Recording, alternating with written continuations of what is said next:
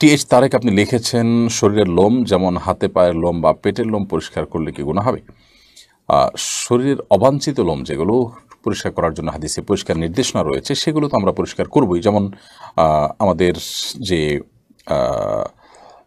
যে সমস্ত আপনার বগলের নিচে, নাভির নিচে পশম আছে, নখ আছে, মোচ আছে, এগুলো কাটার পরে পরিষ্কারভাবে নির্দেশনা রয়েছে নবী করিম সাল্লাল্লাহু আলাইহি ওয়াসাল্লাম। এগুলোকে সুনানুল ফিতরাহ বা প্রকৃতিগত সুন্নাহর অন্তর্ভুক্ত বলা হয়েছে। সমস্ত নবী রাসূলগণ এই সুন্নাহ পালন করেছেন। সেই জায়গা থেকে আমরা সেই লোমগুলো তো পরিষ্কার করবই।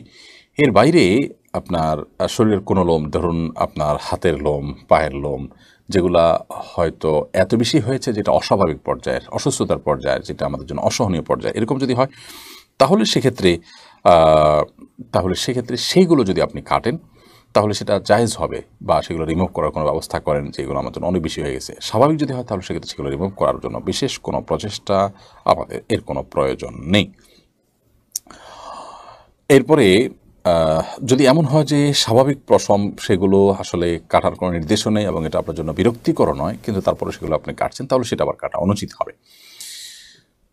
বিশেষ করে যদি সেটা এ পর্যায়ের হয় যে আল্লাহর সৃষ্টিতে পরিবর্তন, যেমন ব্রু প্লাকের ব্যাপারটা যেমন রয়েছে, তারপরে এমন পশম রয়েছে যে সেগুলো কেটে একেবারে আপনি এমন করছেন যে দেখতেই বোঝা যায় যে আপনি এটাকে পরিবর্তন করে ফেলেছেন, তাহলে তাগয়ির খালকিল্লাহ বা আল্লাহ সৃষ্টিতে পরিবর্তন হওয়ার মতো করে কোনো কিছু করা জায়েজ নয়। সেই লেভেলে হলে সেটা নিষিদ্ধ হবে।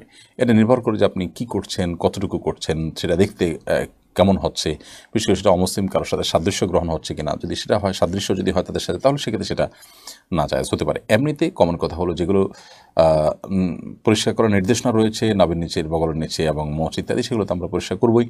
এর বাইরে অন্য যেগুলো আছে সেগুলো বিরক্তিকর পর্যায়ে হলে তখন সেক্ষেত্রে সেগুলো আমরা রিমুভ করতে পারি। এমডি মেহেদি হাসান ইমন আপনি লিখেছেন, আমার বন্ধু ড্রাইভিং লাইসেন্স বানিয়েছে কিন্তু সে ড্রাইভিংয়ের কোনো পরীক্ষা দেয় নাই। সে দালালদের মাধ্যমে টাকা দিয়ে ড্রাইভিং লাইসেন্স করেছে। এখন সে এই লাইসেন্স দিয়ে হালাল পথে ইনকাম করলে তার ইনকাম হালাল হবে কিনা? ইনকাম হালাল হবে, কিন্তু তিনি যে কাজ করেছেন সেটি গুনাহের কাজ করেছেন।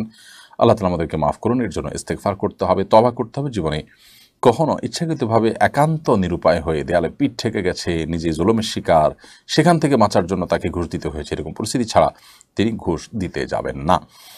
সামান্য একটু কষ্ট করতে হবে, সিরিয়াল ধরতে হবে, একটু পরিশ্রম করতে হবে, শিখতে হবে, জাস্ট এইটুকু থেকে বাঁচার জন্য যদি আমরা কেউ এরকম পদ্ধতি অবলম্বন করি তাহলে সেটা নাজায়েজ হবে। অনেক সরকারি কাজে আমরা একটু ঝামেলা এড়াতে গিয়ে কিন্তু ঘুষ দিয়ে ফেলি।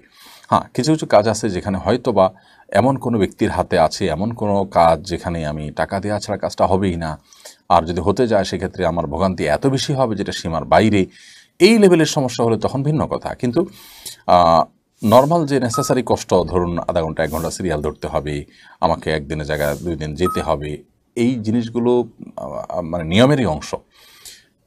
তাহলে সেটা এড়াবার জন্য আমি ঘুষ দিয়ে যদি শর্টকাট ওয়েতে কাজ করে ফেলি, বিশেষ করে পরীক্ষা ইত্যাদি এড়াই, তাহলে সেক্ষেত্রে অবশ্যই এর কারণে গুনাহ হবে এবং ঘুষ দেওয়া, অনৈতিকতা, মিথ্যা, এসব অপরাধগুলো এখানে জড়িয়ে থাকবে। এই জন্য এগুলোর জন্য আল্লাহর কাছে ইস্তেগফার করতে হবে, ভবিষ্যতে না করার সংকল্প করতে হবে। তবে সেই লাইসেন্স দিয়ে পরবর্তীতে তিনি যদি সঠিকভাবে গাড়ি চালান এবং হালাল কাজ করেন, বৈধ কোনো কাজ করেন, তাতে ইনশাআল্লাহ বিদিনিল্লাহ তার উপার্জন হারাম হয়ে যাবে না।